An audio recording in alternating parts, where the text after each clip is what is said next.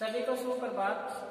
BA part second Hindi साहित्य रीतिकालीन काव्य के अंतर्गत हम पढ़ रहे थे सेनापति। सेनापति में हमने चर्चा की इनका श्रृंगार वर्णन के अंतर्गत हमने पढ़ा था कि अंजन स्वरंग जीते खंजन पूरंग में, और फिर हमने इनके रूप सौंदर्य के नायिका के रूप सौंदर्य के बारे में हमने बड़ी गहराई के साथ सप्रसंग व्याख्या की। इनकी नायिका के नेत्रों के बारे में हमने चर्चा की, और फिर आई बात की केसर निकाय किसलिए की रताई लिए जाई नहीं जरत अलंकृत है। इनके आधार नायिका के आधार के यहाँ पर सौंदर्य की लक्षिक सौंदर्य के अंतर्गत होठों का चित्रण किया था। फिर इनके जो कवि ने इनके बाल नेत्रों की सुंदरता का उल्लेख किया कि मधुर आलोक बोल टेढ़ी अलग लोल मेनका ए लोक जाग की बाई अंग के अंतर्गत हमने सेनापति के श्रृंगार वर्णन के अंतर्गत हमने पढ़ा, और सेनापति के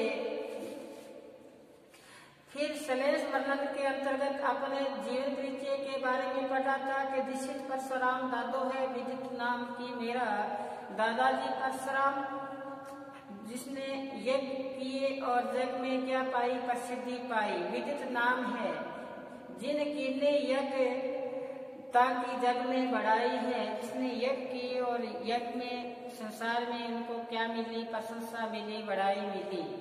ये फिर बताया अपनी कविता के बारे में कि मेरी कविता है वो कैसी है, बहुत अच्छी सुगम है, पढ़ने में आसानी है। मूढ़न को आगम, जो कम बुद्धि के लोग हैं मूर्ख है उनके लिए आगम है, उनके पहुंच से बाहर है। सुगम है ताकि बुद्धि अच्छी है उनके लिए क्या है, सुगम है। तीक्ष्ण अमल बुद्धि को अथाह है कि इसके अंतर्गत हमने पढ़ा। अब सेनापति में हमारे जैसे ऋतु वर्णन अभी तक शेष पड़ा है। ऋतु वर्णन के अंतर्गत कवि ने ग्रीष्म ऋतु, वर्षा ऋतु, शरद ऋतु, शिशिर ऋतु में जो वर्णन किया है वो अभी तक हमने सप्रसंग व्याख्या नहीं की है, अभी तक शेष है, क्योंकि ये रीतिकालीन काव्य है। इसके अंतर्गत कवियों की जो व्याख्या है बहुत विस्तृत है, और ये ऑनलाइन क्लास के अंतर्गत हम जब एक एक व्याख्या अपने बोर्ड श्यामपट्ट पे अंकित करते हैं तो समय का बहुत कम अभाव रहता है, कम समय मिल पाता है। इसलिए हमारा जो रफ्तार है, हमारी चलने की गति है वो थोड़ी बाधक होती है। आप भी इस बात को समझते हो। हम पहले इसको बोर्ड पे अंकित करते हैं एक एक व्याख्या, तो फिर बाद में आपको समझाई जाती है, क्योंकि ये ऑनलाइन क्लास है। आप भी प्रयास करो कि रीतिकालीन काव्य की पुस्तक आपके पास हो। देखो कार्य तभी अपना सार्थक होगा जब आपके पास रीतिकालीन काव्य की पुस्तक हो, और पुस्तक के साथ साथ जैसे बोर्ड पे अंकित किया जाता है तो आपको बहुत फायदा होने वाला है कि यहाँ पे आपको फिर लिखने की आवश्यकता नहीं पड़ेगी, क्योंकि अगर मैं लिखता हूँ यहाँ पे तो आपको आसानी रहती है समझने की। अब सीधे अपने डायरेक्ट इसको समझा नहीं सकते, क्योंकि आपके पास पुस्तक है या नहीं है। अब मैं तो इस हिसाब से चलता हूँ कि आपके पास पुस्तक है या नहीं है, लेकिन आपको जो सामग्री है सामने प्रस्तुत कर रहे हैं, तो आपका भी फर्ज बनता है कि अपने ये रीतिकालीन काव्य की पुस्तक आपके पास हो, तो अपने जो चलने की गति में क्या आएगी, रफ्तार में वृद्धि होगी। तो साथ साथ में आप ही लिखा करो, साथ साथ में समझने का प्रयास करो, तो हमारा जो ध्येय है, हमारी जो मंजिल है उसके पास में पहुंच जाए। तो चले अपने सेनापति दीपावली के बाद में हम मिले हैं बीच में विराम लग गया था। अब आज फिर आपके सामने हाजिर हुए हैं। तो देखो कि समय तो निकलता जा रहा है, दीपावली भी अब चली गई, समय का अभाव है और आप भी अब ठंड आ चुकी है। तो अपने काम में आपके काम की जो गति है, कार्य की जो गति है, उसमें क्या करो, रफ्तार बनाओ। तो अपने पाठ्यक्रम पूर्ण कर लें, क्योंकि हमारे पाठ्यक्रम में अभी तक बहुत पड़ा है। देखो जैसे अभी तक अपने पढ़ा है हस्तिनापुर, अंधेर नगरी और 10 अंक की अभी तक शेष पड़ी है। और इसमें हमने जैसे केशव अभी तक बकाया पड़ा है, पूरा केशव काव्य का, कठिन काव्य का प्रेत है, केशव पड़ा है, भूषण पड़ा है। और केशव भूषण और हमने जो कर लिए हैं, देखो हमने एक एक पंक्ति पर वर्णन किया है, कहीं पे हमने किसी को बीच में हमने छोड़ा नहीं है। जैसे हमने बिहारी के काव्य में भक्ति, नीति और श्रृंगार की जो त्रिवेणी लहरा रही है, उसमें हमने व्याख्या की है। तो आपको प्रश्न याद करने में 20 अंक का जो प्रश्न आएगा उसमें किसी प्रकार की परेशानी नहीं आएगी, क्योंकि जो भी दोहे हैं मैंने आपको मुख्य की याद करवा दी है, अगर आप मेरे साथ जुड़े हो तो। जैसे मेरी भाव बाधा हर और राधा नागरी सोई, जा तन के जाई पड़े, श्याम हरित दूती होई। तो बिहारी का ये दोहा था, यहाँ से शुरू हुआ था और भक्ति से, नीति से, श्रृंगार का दोहा कम से कम आपको 20-25 मौखिक याद होने चाहिए। फिर था देव। देखो देव एक श्रृंगारी कवि है, प्रश्न आता है देव एक क्या है, श्रृंगारी कवि है। कितने इनके मीठे मीठे दोहे हैं, याद हो गए होंगे आपको। इसके बाद में हमने चर्चा की कि पद्माकर की भक्ति भी की थी, पद्माकर के श्रृंगार भी किया था पद्माकर का, और इसमें पद्माकर की भक्ति, श्रृंगार और साथ में इनका युद्ध वर्णन भी था। तो पद्माकर के जो दोहे थे, रस निरूपण था कि कुल्लन में, कैलिन में, कछारन में और बांती कुल्लन में। और फिर बताया था कि भक्ति के अंदर बताया था कि राम नाम जपो निस्वासर, राम नाम को आसो है भारी, भक्ति के अंतर्गत बताया था। फिर बताया था भोग में रोग, रोग में भोग, योग काया क्लेश कमायो, तुम पद्माकर वेद पुराण पढ़ो, पढ़कर वाद विवाद बढ़ायो। बहुत गहराई के साथ एक एक पद पर हमने सह प्रसंग व्याख्या की। इसके बाद में हमने पढ़ा था गानानंद।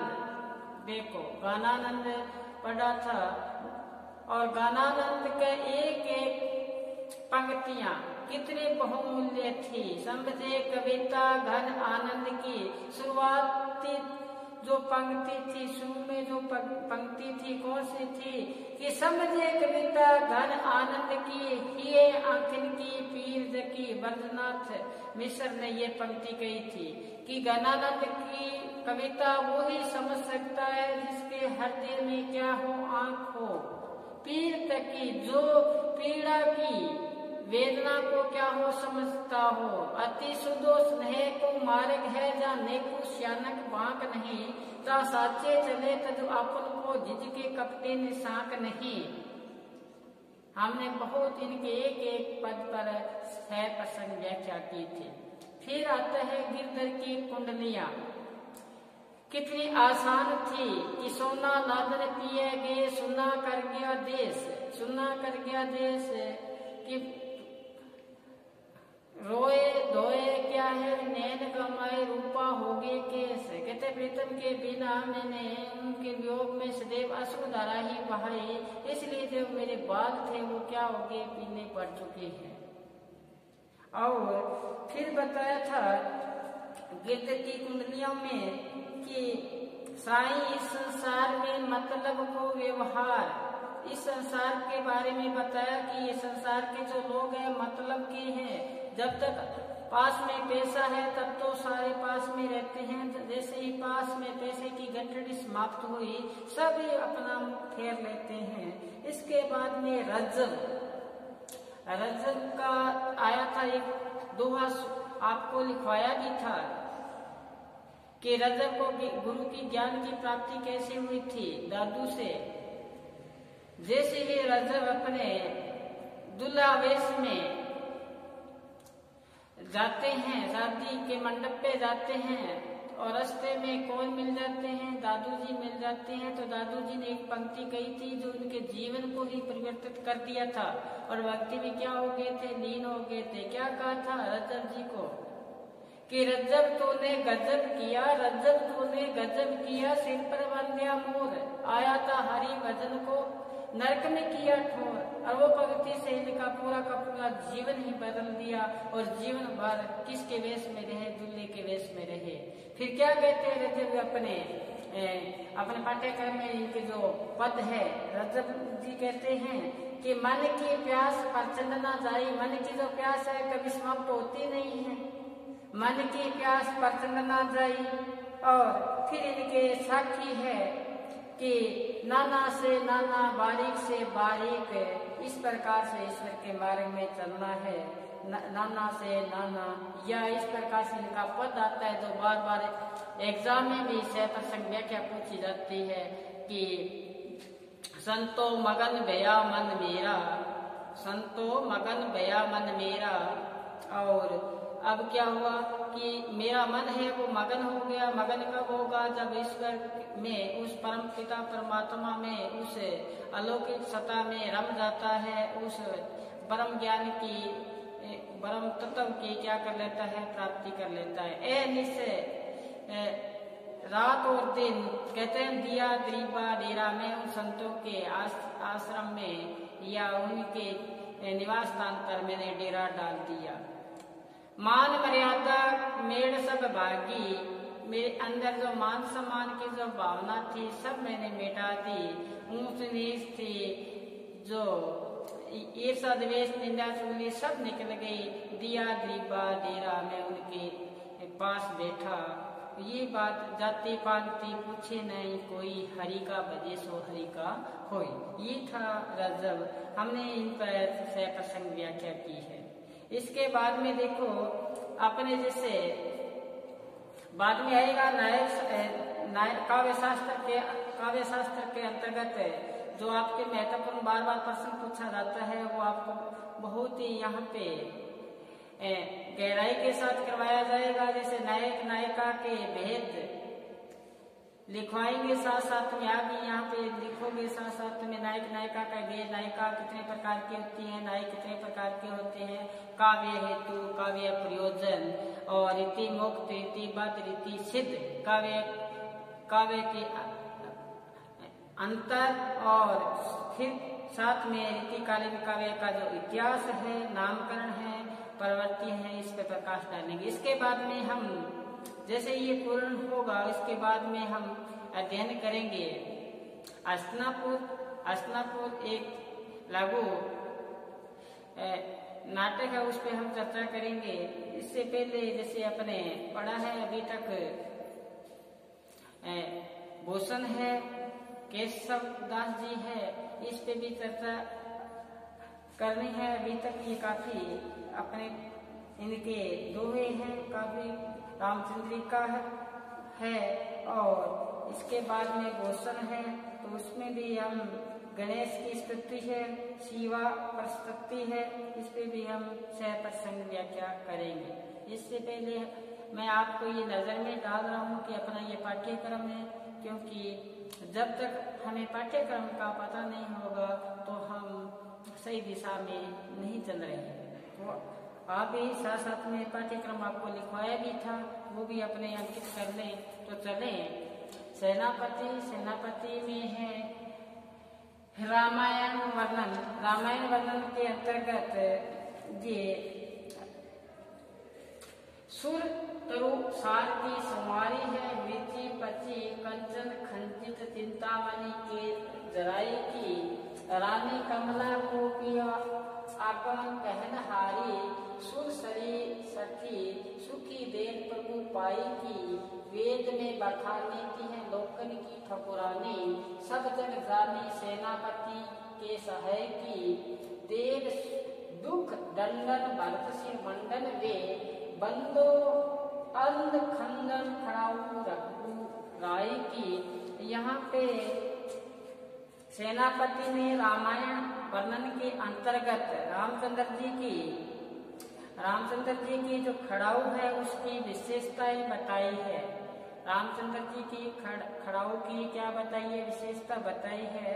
इससे ये प्रतीत होता है कि सेनापति राम के भगत थे, राम के क्या थे, आराध्य थे, राम की वंदना की है। यहाँ पे राम की खड़ाऊ की वर्णन किया है, तो ये प्रतीत होता है कि सेनापति राम की क्या है, आराध्य है, राम के भगत है।